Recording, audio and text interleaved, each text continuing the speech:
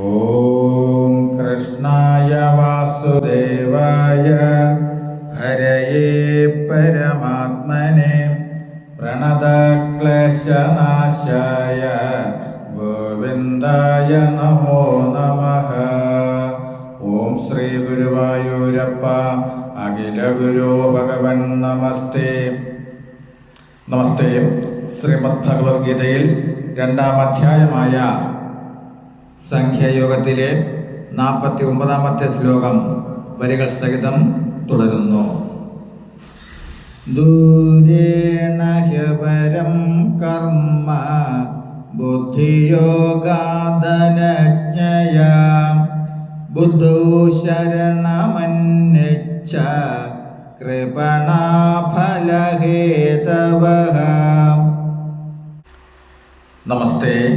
49-ാമത്തെ ശ്ലോകത്തിൽ പറയുന്നു, അല്ലയോ അർജുന, ബുദ്ധി കൊണ്ട് ഈശ്വരപ്രാപ്തിയെ പരമലക്ഷ്യമായി കരുതാതെ ചെയ്യപ്പെടുന്ന കർമ്മം നികൃഷ്ടമെന്നറിയുക. ഈശ്വര ബുദ്ധിയിൽ മാത്രം അഭയം തേടുക. ഫല അനുഭവത്തിനു കാരണമായി ഭവിക്കുന്നവർ അനുകമ്പാർഹരാണെന്നറിയുക. ജീവിതം ധന്യമാക്കാൻ കൊതിക്കുന്നവർ ഈശ്വര ബുദ്ധിയിൽ അഭയം തേടേണ്ടവരാണ്. എന്നാൽ ജീവിതത്തിൽ പരമശാന്തി കൈവരികയും ചെയ്യും. കർമ്മഫലം എന്തു തന്നെയായാലും അത് വിട്ടുകൊടുക്കേണ്ടതാണ്.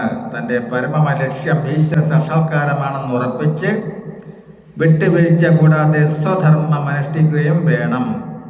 ഇങ്ങനെയാണ് ഈശ്വര ബുദ്ധിയിൽ അഭയം തേടേണ്ടത്.